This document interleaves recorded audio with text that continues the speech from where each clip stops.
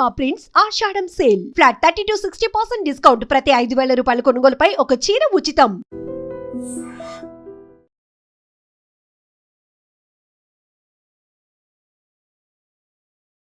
మెల్లగా తెల్లారిందో ఎలా వెలుతురే తెచ్చేసిందో ఇలా. శతమానం భవతి అనే సూపర్ హిట్ సినిమా తీసిన ఒక ఇంటి దగ్గర ఉన్నాం. ఇది కోనసీమ జిల్లాలో ఒక చిన్న కుగ్రామం. ఊరి పేరు గోడాల అంటారు. ఈ గ్రామంలో శతమానం భవతి అనే సినిమా మొత్తం షూటింగ్ ఇదే ఇంట్లో, మొత్తం షూటింగ్ అంతా ఇక్కడే జరిగింది. అలాగే ఈ ఇంటికి సంబంధించిన చరిత్ర ఏంటంటే, ఇది పోలిసెట్టి వారి ఇల్లు. వాళ్ళు 100 సంవత్సరాల క్రితం 4 ఇళ్ళు ఒకేలాంటివి 4 ఇళ్ళు అన్నదమ్ములకి కట్టారు. ఇలా వరుసగా ఉంటాయి. అంతకు ముందు ఒకటి ఉండేది, అది ఈ మధ్యకాలంలోనే దాన్ని తీసేశారు, డిమాలిష్ చేశారు అని చెప్తున్నారు. ఇది రెండో ఇల్లు. ఈ రెండో ఇల్లు పోలిసెట్టి వారి సంతానంలో మొదట అయింది. ఆయన మిగతా 3 ఇళ్ళు కట్టారు. ఈ ఇంట్లో మొత్తం సినిమా షూటింగ్ అంతా కూడా ఈ ఇంట్లోనే జరుపుకున్నారు. అంటే ప్రకాష్ రాజ్కి సంబంధించిన మొత్తం సీన్లు కావచ్చు, కుటుంబానికి సంబంధించిన సీన్లు కావచ్చు, మొత్తం అన్నీ కూడా ఇక్కడే తీశారు. ఈ సినిమా హిట్ అయిన తర్వాత ఈ ఇల్లు ఒక రకంగా సినిమా వాళ్ళకి సెంటిమెంట్ అయింది. నిజానికి సెంటిమెంటు సక్సెస్ అయినట్టే లెక్క. ఎందుకంటే శతమానం భవతికి ముందు ఇక్కడ దీని వెనకాలే మనం చూస్తున్నాం. తర్వాత దీని వెనకాలే ఇంకో ఇల్లు ఉంది. ఆ ఇల్లు కూడా అష్టాచెమ్మ అనే సినిమా తీశారు. ఇంద్రగంటి మోహన్ కృష్ణ డైరెక్షన్లో నాని నటించిన అష్టాచెమ్మ అనే సినిమా మొత్తం ఈ వెనకాలన్న ఇంట్లో తీశారు. అక్కడ కూడా వెళ్దాం. అది ఆ సినిమా హిట్ అవ్వడం.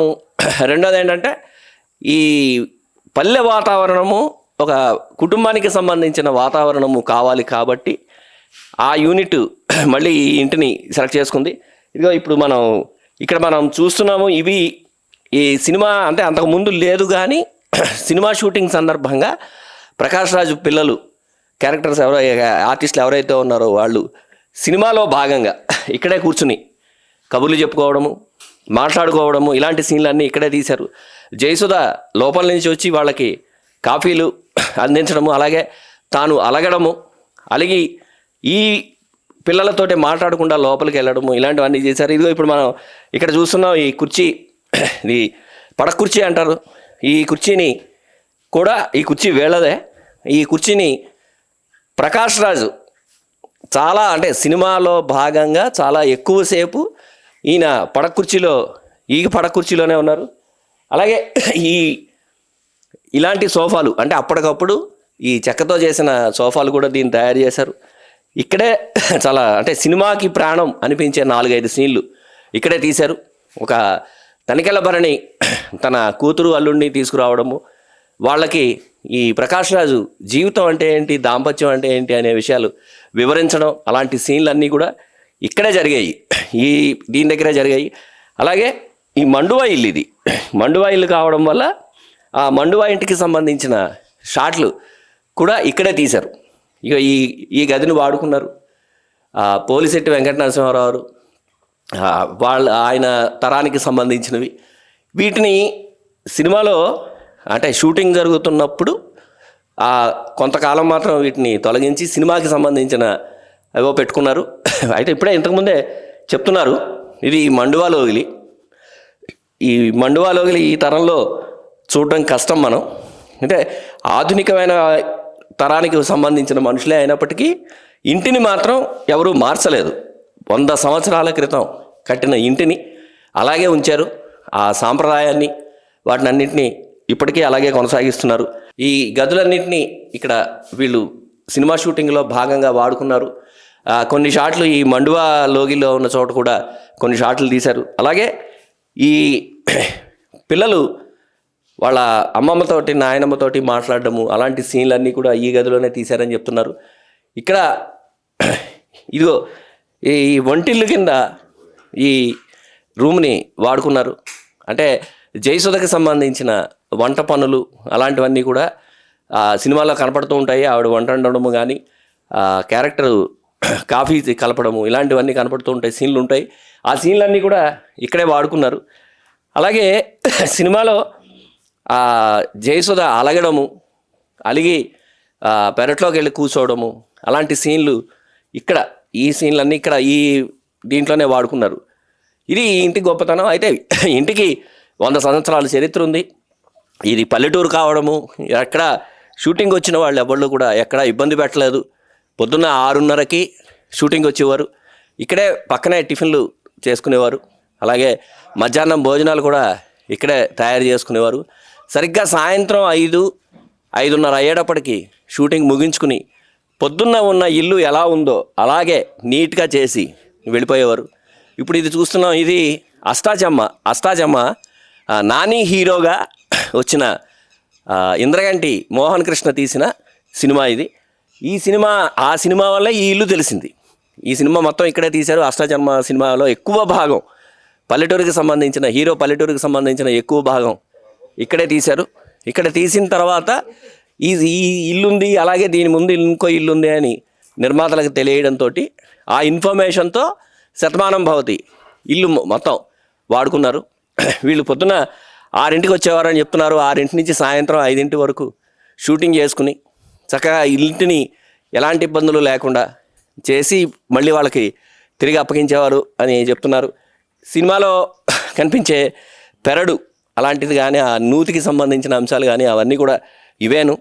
వీటిలోనే ఏది అంటే అన్యాచురల్గా ఏది సృష్టించకుండా, అన్యాచురల్గా కాకుండా న్యాచురల్గా వీటన్నిటిని వాడుకున్నారు. అంటే సినిమాలో మనం చూస్తాము సాధారణంగా అన్యాచురల్ థింగ్స్ పట్టుకొచ్చి అక్కడ పెడతారు, వాటిని అలరించడం కోసము అవి చేస్తారు. కాకపోతే ఇక్కడ న్యాచురల్గానే ఉన్నవి. 100 సంవత్సరాలుగా న్యాచురల్గా వీళ్ళు పెంచుతున్న మొక్కలు కావచ్చు, పంటలు కావచ్చు, వాటన్నిటిని కూడా న్యాచురల్గానే వాడుకున్నారు.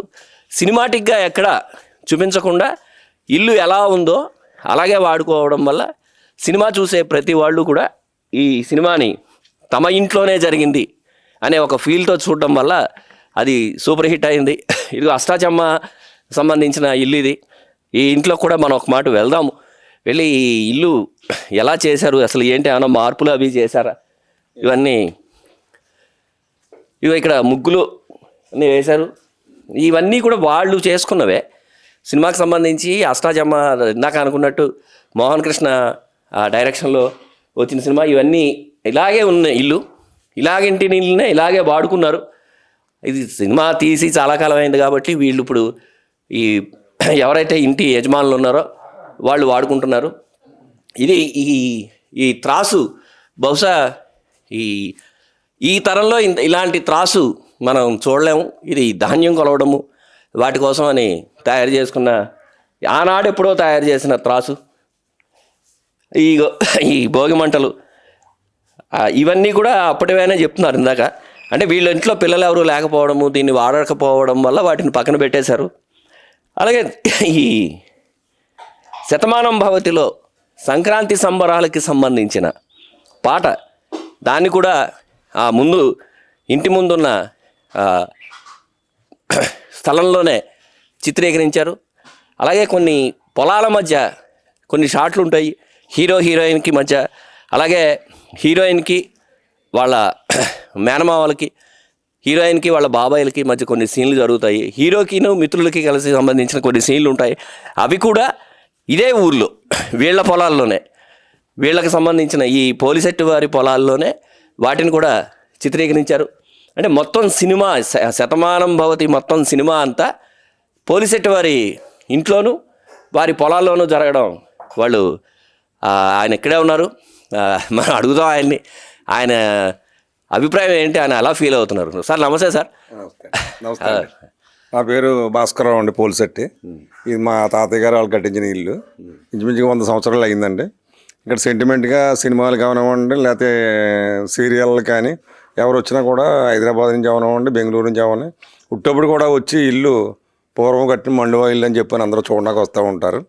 మేమంతా కూడా చాలా హ్యాపీ ఫీల్ అవుతాం. వచ్చిన వాళ్ళందరికీ కూడా మేము మా ఇల్లు మనం రాకూడదని అలాగే ఉండకుండా, మేము లేకపోయినా కూడా మా ఇంట్లో లేడీస్ కూడా మొత్తం అందరికి అవైలబుల్గా అందరికీ అన్ని చూపించి అన్ని మర్యాదలు చేసి పంపిస్తారు. అంటే కోనసీమ అనేది మర్యాదకు ప్రతీక కదా, ఇక్కడ మర్యాదలు ఎక్కువ. ఈ మర్యాదలో భాగంగా షూటింగ్ వచ్చిన వాళ్ళందరినీ మీరు ఎలా చూసుకున్నారు? వాళ్ళు మేము కూడా బాగా కలిసిపోయామండి. వాళ్ళు కూడా ఎప్పుడు మాకు ఇబ్బంది లేదు, మా వల్ల వాళ్ళకి ఇబ్బంది లేదు. ఊళ్ళో ప్రజానికం కూడా అందరూ కలిసి మొత్తం సినిమా షూటింగ్లు అయ్యేదాకా కూడా ఎప్పుడు వాళ్ళతో కలిసిమెలిసి ఇబ్బందులు లేకుండా చేసి మర్యాదగా పంపించేవాళ్ళు. అంటే సినిమా అయిన తర్వాత మళ్ళీ ఏమైనా వాళ్ళు కలవడం కానీ మా మోల్లో మాట్లాడడం కానీ? అది మన ఈ ఫంక్షన్లు జరుగుతాయి కదండి, అప్పుడు హైదరాబాద్ జరిగినా ఎక్కడ జరిగినా వచ్చి రమ్మని ఊరు మేము అందరూ వెళ్ళి ఎంజాయ్ చేసి వాళ్ళతో పాటు హ్యాపీగా ఫీల్ అయ్యేవాళ్ళు. అంటే వాళ్ళు మీ మనుషులు అయిపోయారు అందరూ కూడా. అదిగో వారసులు ఆయన చెప్తున్నారు, వాళ్ళు సినిమా తీసుకుని సినిమా రిలీజ్ చేసి సినిమా సూపర్ హిట్ అయిన తర్వాత కూడా ఈ కుటుంబంతో సంబంధాలని దిల్ రాజు కావచ్చు, ప్రకాష్ రాజు కావచ్చు, ఆ సినిమాకి సంబంధించిన ఇతర నటీనటులు, సాంకేతిక నిపుణులు వాళ్ళందరూ ఈ కుటుంబంతో సత్సంబంధాలతోటే ఉన్నారు. సినిమా హిట్ అయ్యి చాలా కాలం అయింది, సినిమా రిలీజ్ అయ్యి చాలా కాలం అయింది, హిట్ అయింది. ఇప్పటికీ వీళ్ళతో ఉన్న సంబంధాలని వాళ్ళు ఇంకా కొనసాగిస్తూనే ఉన్నారట. ఇది ఈ ఇంటికి సంబంధించిన సినిమా యాజ్ పర్ సినిమాకి సంబంధించినంత వరకు ఈ సినిమా ఈ ఇల్లు ఒక సెంటిమెంట్గానే మారాయి. నిజానికి సినిమా ఇండస్ట్రీలో సెంటిమెంట్ అనేది చాలా ప్రధానంగా ఉంటుంది. ఎక్కడైనా ఒక సీన్ తీసి అది హిట్ అయితే, ఆ సినిమా హిట్ అయితే మళ్ళీ ఏదో రూపంలో ఆ సీను తీయడం కోసం అక్కడికి వెళ్తారు. అలాంటి సెంటిమెంట్లని విపరీతంగా నమ్మే సినిమా ఇండస్ట్రీలో ఇప్పుడు ఈ శతమానం భవతికి సంబంధించిన టీం కూడా ఇక్కడ ఈ సెంటిమెంట్నే ఉపయోగించింది. బహుశా తర్వాత మళ్ళీ ఇంకొక సినిమా ఏదన్నా తీస్తే అక్కడ కూడా ఆ సమయంలో కూడా ఈ ఇంటిని వాడుకునే అవకాశం ఉంది. అదిగో మనం చూస్తున్నాము ఈ ఇంటి ముందున్న ప్రదేశం. ఇక్కడ సంక్రాంతికి సంబంధించిన సెట్ వేశారు. సెట్ వేసి సంక్రాంతికి సంబంధించిన సంబరాలు అవి చేశారు. ఒక పాట కూడా ఇక్కడే షూట్ చేశారు. అదే మనం చూస్తున్నాం, ఆ పక్కన 2 ఇళ్ళు ఉన్నాయి. ఆ ఇల్లు కూడా ఈ 4 ఇళ్లలో భాగమే. ఇదొక ఇల్లు, అదొక ఇల్లు, దాని పక్కన ఒక ఇల్లు ఉంది. ఈ 4 ఇళ్ళు 100 సంవత్సరాల క్రితం కట్టారు. 4 అన్నదమ్ములు కూడా పక్కనే కట్టుకున్నారు. పక్కనే వాళ్ళ ఫాదర్స్ ఎవరైతే ఉన్నారో వాళ్ళ అన్నదమ్ములు వాళ్ళు కట్టారు. ఇప్పటికీ ఈ ఇంటిని పవిత్ర దేవాలయంగానే వాళ్ళు భావిస్తున్నారు. అలాగే ఇక్కడికి ఎవరు వచ్చినా విసుక్కోకుండా శతమానం భవతి ఇల్లు చూస్తాము అని ఎవరొచ్చినా వీళ్ళు ప్రతి గది కావచ్చు, ఎక్కడెక్కడ ఏ సీన్లు జరిగాయి, వాళ్ళతో వీళ్ళకున్న అనుబంధాలు ఏంటి, అవన్నీ కూడా వీళ్ళు ఓపికగా చెప్తున్నారు. ఈ మిషన్కి సంబంధించి నరేష్, ఆయన అందులో ఒక హాస్య క్యారెక్టరు, ఆయన దీన్ని వాడుకున్నారట. అలాగే ఇక్కడ పొలానికి సంబంధించిన పనులు అవన్నీ ఈ సినిమాలో చాలా కనబడతాయి. అవన్నీ కూడా వీళ్ళకి సంబంధించిన ఎడ్ల బళ్ళు, వీళ్ళకి సంబంధించిన వాహనాలు, వీళ్ళకి సంబంధించిన యంత్రాలు, వాటితోటే తీశారు. వాటిని కూడా ఉపయోగించుకున్నారు. చిత్రం ఏంటంటే మామూలుగా ఎక్కడైనా సినిమా షూటింగ్లు అవి ఇవి జరిగితే ఏదైతే వాడుకుంటారో అక్కడ ఆర్థికంగా వాళ్ళు అడగడము, వాళ్ళు ఇవ్వడం అలాంటివి ఉంటాయి. కానీ ఇక్కడ మాత్రం అలాంటిది ఏం లేదు. మర్యాదగా వాళ్ళు సినిమా నిర్మాతలు వాళ్ళు అడిగారు, అంతే మర్యాదగా వాళ్ళు దాన్ని తిరస్కరించి, కాదు మీరు సినిమా షూటింగ్ చేసుకోండి, మా వైపు నుంచి మేము శాతనైనంత సాయం మేము చేస్తాము అని చేశారు. అలాగే చెప్పారు. అందుకనే బహుశా ఆ ఇద్దరికి మధ్య, చిత్ర యూనిట్కి ఈ కుటుంబానికి మధ్య సంబంధాలు ఇప్పటికీ చాలా అన్యోన్యంగా ఉన్నాయి అని వాళ్ళే చెప్తున్నారు.